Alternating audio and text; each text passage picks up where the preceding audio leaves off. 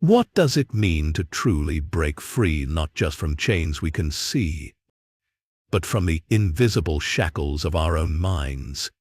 Welcome to True Freedom, where we unravel the mysteries of existence and dive deep into the wisdom that empowers us to live authentically.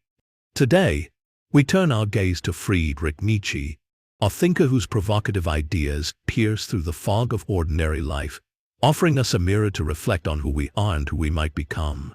Born in 1840 from a quiet German village, Nietzsche's journey from a brilliant scholar to a solitary philosopher in the Swiss Alps is a testament to the courage required to face life's raw truths. His mustache may catch your eye, but his words like "what doesn't kill me makes me stronger, and God is dead" demand your soul's attention. At True Freedom, we believe philosophy is not a dusty relic, but a living guide to liberation. Nietzsche's life was no fairy tale. Rejected by women, ignored by readers, and broken by a mental collapse at 44, he still crafted masterpieces that shimmer with heroism and insight. From the birth of tragedy to Beyond Good and Evil, his works beckon us towards Selbstbewusstsein, self-overcoming, the art of rising above our struggles to embrace life's chaos with dignity. Ubermensch, the great souled person, isn't a distant ideal. It's a call to awaken the potential within us all. In this exploration, we'll walk through 4 pillars of Nietzsche's thought: owning our envy, rejecting comforting illusions, living dangerously, and filling the void left by a fading God with culture's richness. These aren't abstract theories, they're tools for transformation, as vital today as they were in Nietzsche's time. Whether you're wrestling with inner doubts or seeking a bolder path, True Freedom invites you to join us. His philosophy challenges us to ask, are we brave enough to become who we really are? Let's dive in and find out, together, how Nietzsche's wisdom can set us free in a world that often prefers us tamed. Friedrich Nietzsche stands as a colossus in the landscape of human thought, a man whose voice thunders across the centuries, urging us to confront the deepest recesses of our being. To pronounce his name, Nietzsche, is to summon a spirit both enchanting and unsettling, a philosopher whose life and ideas weave a tapestry of brilliance and strife. Born in 1844 in Aachen, a tranquil village in eastern Germany, he emerged into a world shaped by his father, a Lutheran priest whose piety cast a long shadow over the boy's early years. Nietzsche's intellect blazed early. He mastered ancient Greek with such prowess that by his mid-20s, he was a professor at the University of Basel. Yet the groves of academia could not contain him. Disenchanted with his peers, he abandoned his post and retreated to Sils Maria in the Swiss Alps, where solitude became the crucible for his greatest works: The Birth of Tragedy, Human, All Too Human, The Gay Science, The Spokes Are Off Testa, Beyond Good and Evil, and On the Genealogy of Morals. His life, however, was no triumph in the conventional sense. Personal turmoil shadowed his genius.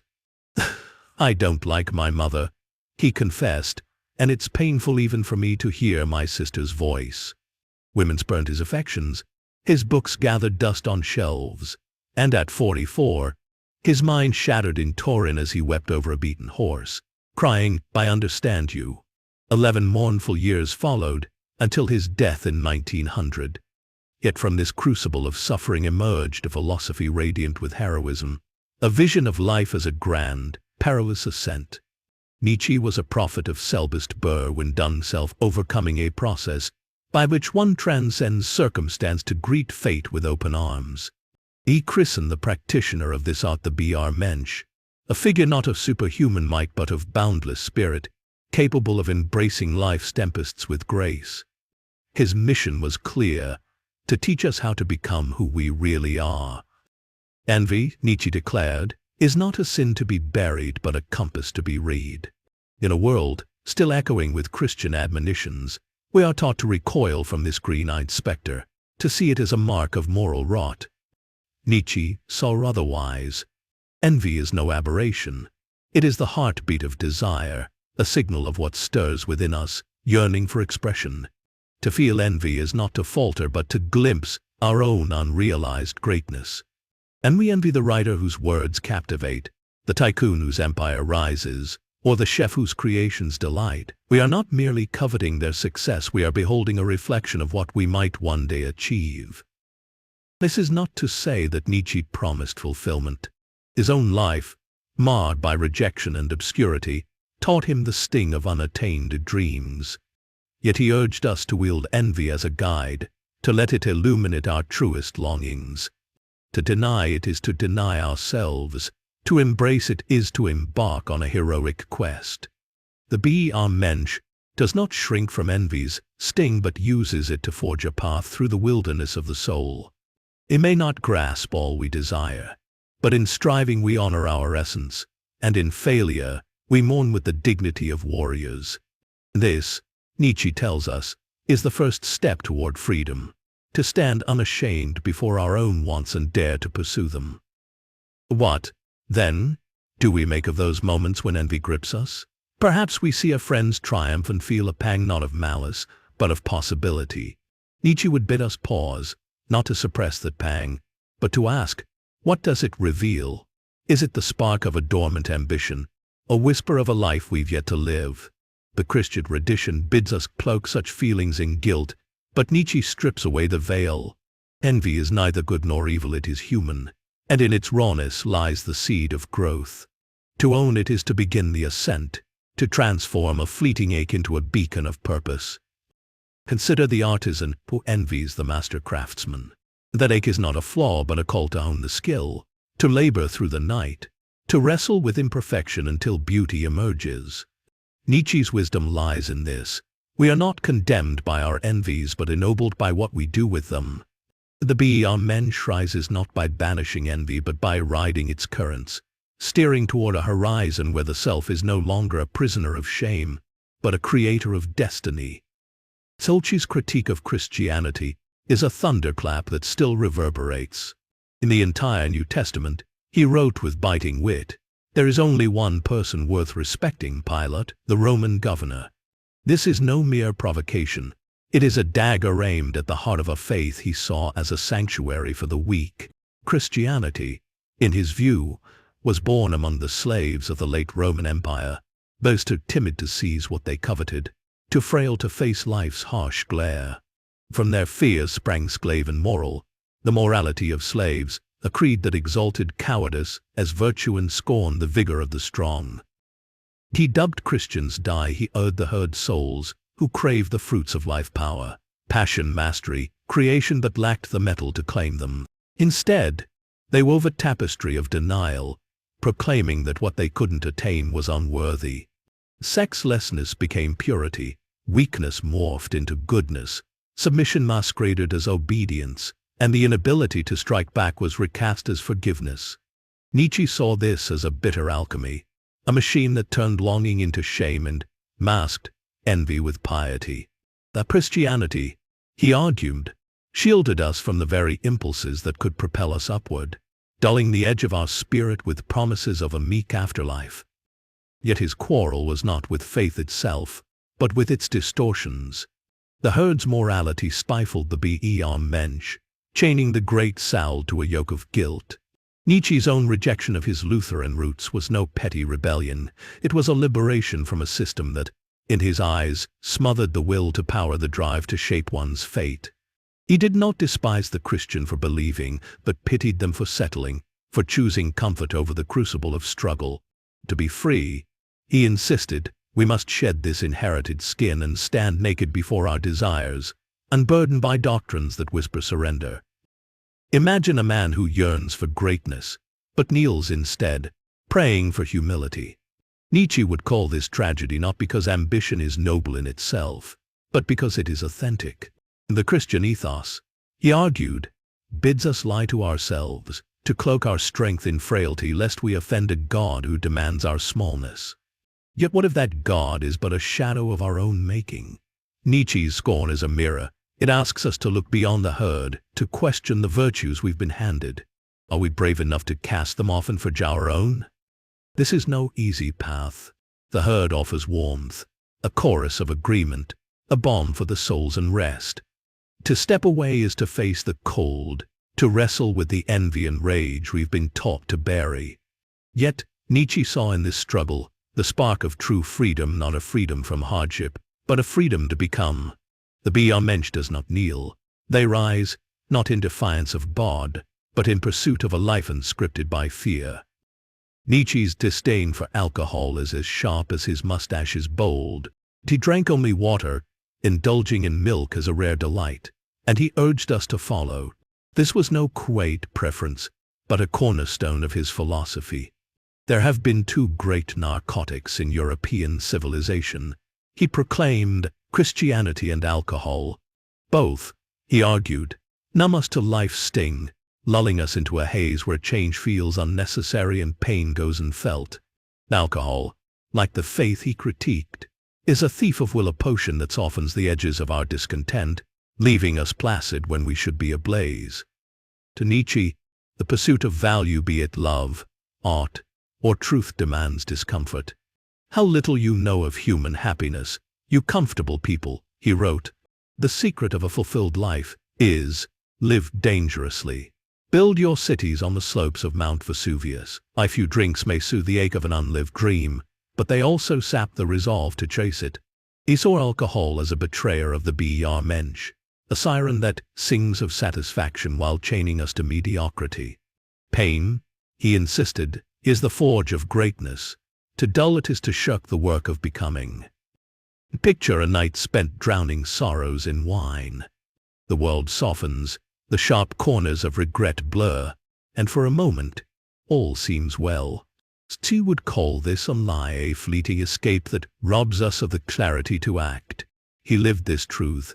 His own battles with isolation and despair were fought sober, his pen fueled by water, not whiskey.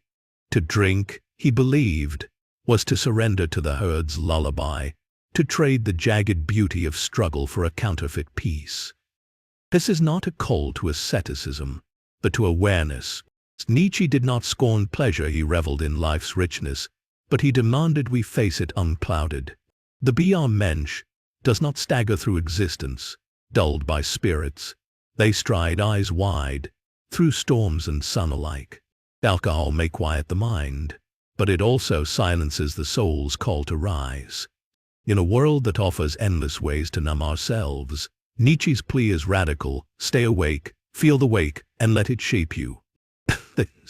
What might we achieve if we met our pain head-on? Perhaps a failure that stings today could, undiluted by drink, become tomorrow's triumph. Nietzsche's sober vision is a challenge, to live not for ease but for depth, to embrace the hurt that carves us into something greater.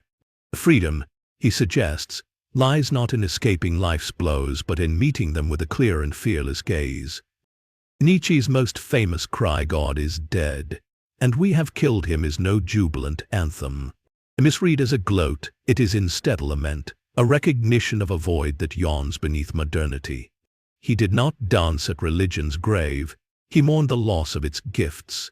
Faith, though false in his eyes, had cradled humanity, offering meaning amid chaos and solace amid suffering. Its death left us orphaned, adrift in a cosmos stripped of divine scaffolding. Yet Nietzsche saw peril and promise in this emptiness, a chance to build anew, if only we could muster the courage.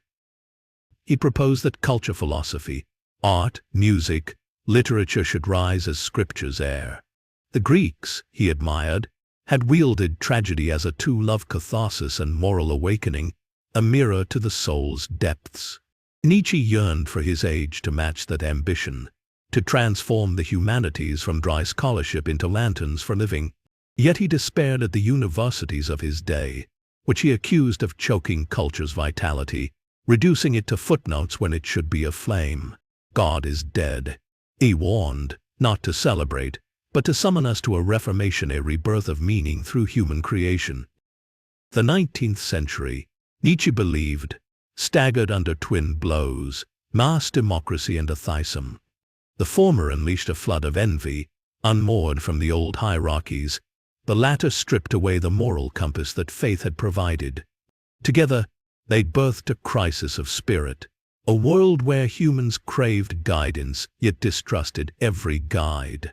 Nietzsche positioned himself as a physician of the age, diagnosing its ills and prescribing a remedy, not a return to God, but a leap toward the Ubermensch. Culture, he argued, could fill the void if only we dared to wield it boldly. Reflect on a sunset painted by Turner or a symphony by Beethoven. Nietzsche saw in such works not mere beauty, but a lifeline, a way to wrestle with existence when altars lie empty. Yet he feared we'd settle for less, that we'd let culture become a parlor game rather than a sacred charge. The death of God is no victory. It is a burden, a call to craft our own purpose. The Ubermensch does not mourn the divine but inherits its mantle, weaving meaning from the threads of human genius. What, then, is our task? Nietzsche bids us look to the artists and thinkers who dare to probe life's abyss. In their courage, we find ours. The void left by God is not a grave but a canvas vast, daunting and ours to fill. To live freely, he suggests, is to embrace this responsibility, to sculpt from the silence a song of our own making. This is the philosopher's gift, not answers, but the audacity to ask, to create, to become. At True Freedom, we've journeyed through Nietzsche's Minder realm of soaring peaks and shadowed valleys, uncovering a philosophy that dares us to live unbound. From owning our envy to rejecting the narcotics of faith and drink, from facing life's dangers to filling the void of a dead God with culture's light, Nietzsche offers not comfort but a challenge to rise as the Ubermensch, to craft a freedom forged in struggle and wisdom. Whose life, though fraught with pain, shines as a beacon for those who seek not ease but authenticity. This is the value of his thought, a map to the self, a call to transcend. Now, we turn to you. What stirred your soul in this exploration? Share your thoughts below, whether it's envy's hidden lessons or the courage to live dangerously. Your voice matters. If Nietzsche's vision resonates, spread it, share this video, let it spark conversations. And if you haven't yet, subscribe to True Freedom for more journeys into the ideas that liberate us. Next, join us as Emma and Benjamin unpack these insights further, sharing their reflections right after this. Our discussion promises to deepen the fire Nietzsche lit today. Together, let's keep seeking the wisdom that sets us free. All right, let's dive into the world of Friedrich Nietzsche. You know, that 19th century German philosopher, the one with the epic mustache. Oh, yeah, he had some looks. But we're not here to talk fashion, are we?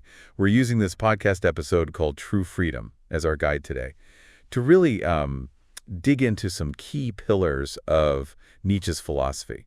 The stuff that can actually help us understand what it means to be free. You know, it's interesting. A lot of people think Nietzsche was just like all about tearing stuff down, old ideas, old values. Right. But he was really passionate about building something new, a path toward, like real, genuine freedom. It's what makes his work so powerful. Still relevant even today. Exactly. And speaking of powerful, the first thing True Freedom jumps into is this idea of envy. You know, it's something we probably try to avoid. Yeah. Feels kind of icky. But Nietzsche actually sees it as a compass, like not a sin. What do you make of that? It's definitely not what we're usually taught, is it? No, not at all. Especially for those of us raised with, more traditional views, Christian view they may be. But Nietzsche believed envy actually points us towards something, our deepest desires, our unrealized potential. Like a hidden roadmap. Yeah, a roadmap to what we actually want. But maybe we haven't fully admitted it to ourselves yet. So instead of pushing it down like we're usually taught to do, he's saying we should lean into those envious feelings. Exactly. I'm trying to imagine how that plays out in real life. Like, what does that actually look like? Okay, let's say you've got a friend who's an amazing musician. They just pick up any instrument and play, and every time you see them perform, you get this pang of envy. Yeah, I know that feeling. Right. Nietzsche would say that's not something to be ashamed of. It's a sign that maybe you have this desire too, to create music, to express yourself in that way, even if it's buried deep down. Okay, I'm starting to see where he's going with this. So instead of letting envy turn into like resentment or bitterness, right, it can actually be a catalyst to help us pursue those things we secretly long for. Almost like envy can show us our own potential if we're brave enough to look at it honestly. Yeah, exactly. And the act of acknowledging it, just admitting it to yourself, it can be incredibly freeing. It allows you to stop comparing yourself to others and just focus on your own path. Your own unique path. That makes a lot of sense. So rather than I mean, trying to squelch envy, Nietzsche would say we should use it as a tool for self-discovery. Absolutely. What a fascinating way to look at it. All right, so we've explored envy. What other radical ideas did Nietzsche have about achieving true freedom? Well, this next one might be a little controversial. Even for Nietzsche, he was very critical of Christianity. He didn't hold back, did he? Not really, no. What was it about Christianity that bothered him so much? Well, Nietzsche believed Christianity, especially what he called slave morality, encouraged a kind of weakness, a submissiveness that actually prevents us from reaching our full potential. Hold on, is he saying like faith itself is bad?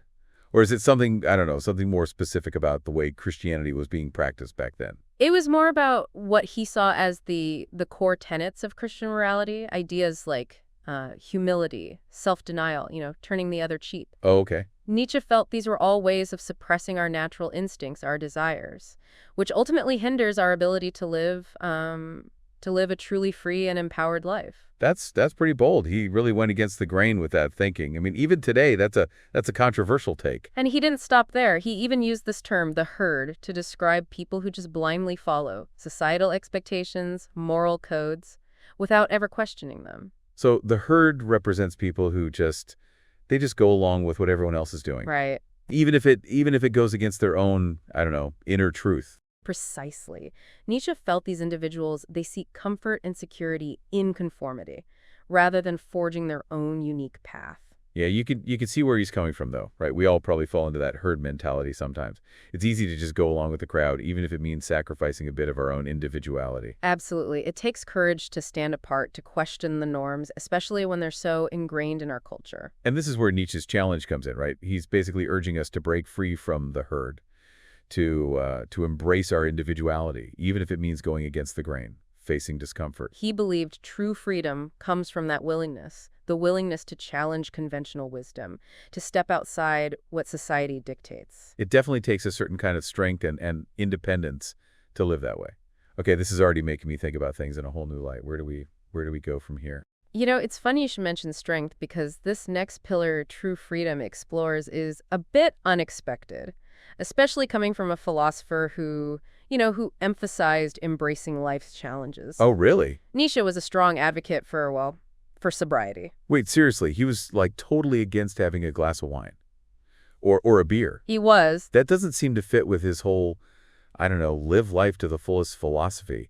Didn't he say what doesn't kill me makes me stronger? He did say that, yes. And this is where context is so important. You see, for Nietzsche, alcohol, it was like that slave morality he saw in Christianity. It was a way to numb ourselves. To numb ourselves to what? Reality? To the reality of life. Exactly. It dulled our senses, prevented us from experiencing the full range of human emotion, the highs and the lows. I could see how that would be a problem for him. If you're constantly numbing yourself, you're not really, facing your challenges. No. You're just avoiding them. Exactly. And Nietzsche believed that pain, discomfort, even suffering, they were all essential for growth. I see. By avoiding those difficult emotions, we were hindering our own development. So it wasn't about, he wasn't advocating for sobriety because he was a killjoy or anything. No, not at all. It was more about maintaining, a clear mind so you can engage with the world. Precisely. He believed a sober mind was a sharper mind, one that was better equipped to handle the complexities of life and make clear decisions, independent decisions. That makes sense. But if he was so against alcohol, what did he drink? Water? Tea? He actually preferred water and milk. He saw them as pure, natural, unadulterated. Interesting. So no late-night philosophical debates fueled by wine for Nietzsche, just pure, unfiltered thought. I can kind of get behind that. So it all ties back to his idea of the Ubermensch, right? Yes, the Ubermensch or overman. It's Nietzsche's ideal individual, someone who embraces challenges, strives for self-mastery, and creates their own values. They wouldn't need alcohol as a crutch. No, they wouldn't. An escape. Exactly. So this overman would face life head-on, clear-eyed and ready to conquer whatever comes their way. Okay, I'm starting to see how all these pieces fit together. So far, we've talked about harnessing envy, questioning traditional morality, and embracing sobriety. Where do we go from here? What else did Nietzsche see as essential for achieving true freedom? Well, now we come to perhaps his most famous and often misunderstood concept, the death of God. Ah, yes. So the quote that launched a thousand philosophical debates. God is dead, and we have killed him.